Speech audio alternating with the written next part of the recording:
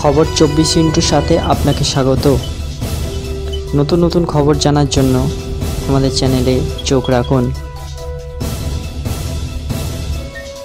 Petersburg school of মেডিসিনের বিশ্ববিদ্যালয়ের গবেষকরা দেখিয়েছেন যে গভীর মস্তিষ্কের উদ্দীপনা অবিলম্বে বাহু ও হাতের শক্তি এবং মস্তিষ্কের আঘাত বা স্ট্রোকের কারণে দুর্বল হয়ে কাজ করতে পারে।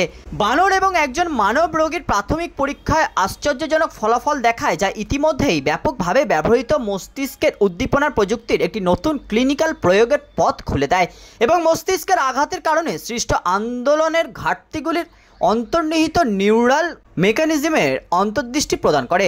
বাহু ও হাতের পক্ষাঘাত বিশ্বব্যাপী লক্ষ লক্ষ মানুষের জীবনযাত্রার মানকে উল্লেখযোগ্যভাবে প্রভাবিত করে বলেছেন সিনিয়র এবং সংশ্লিষ্ট লেখক এলভিরা পিরন্ডিনি, পিএইচডি, পিটের শারীরিক চিকিৎসক ও পুনর্বাসনের সহকারী অধ্যাপক।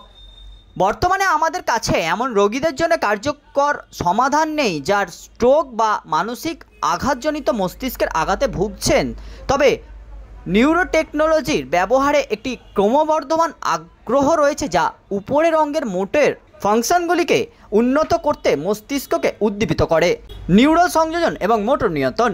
মস্তিষ্কের গুরুতর আঘাত বা স্ট্রোকের কারণে মস্তিষ্কের ক্ষত মোটর কর্টেক্সের মধ্যে নিউরাল সংযোগ ব্যাহত করতে পারে। স্বেচ্ছাসেবী আন্দোলন নিয়ন্ত্রণের জন্য গুরুত্বপূর্ণ মস্তিষ্কের অঞ্চল এবং পেশিগুলির মধ্যে এই সংযোগগুলির দুর্বলতা পেশিগুলির কার্যকর সক্রিয়তাকে বাধা দেয় এবং আংশিক বা সম্পূর্ণ বাহু এবং হাত পক্ষাঘাত সহ নড়াচড়ার ঘাটতি দেখা দেয়। গভীর মস্তিষ্ক উদ্দীপনা একটি প্রতিশ্রুতিশীল সমাধান। বিদ্যমান কিন্তু দুর্বল সংযোগগুলির সক্রিয়তা বাড়াতে গবেষকরা ডিপ ব্রেন স্টিমুলেশন ব্যবহার করার প্রস্তাব করেছেন, একটি অস্ত্রোপচার পদ্ধতি যা মস্তিষ্কের অস্বাভাবিক ক্রিয়াকলাপ নিয়ন্ত্রণ করে বৈদ্যুতিক আবেগ সরবরাহ করতে মস্তিষ্কের নির্দিষ্ট এলাকায় ক্ষুদ্র ইলেকট্রোড স্থাপন করে।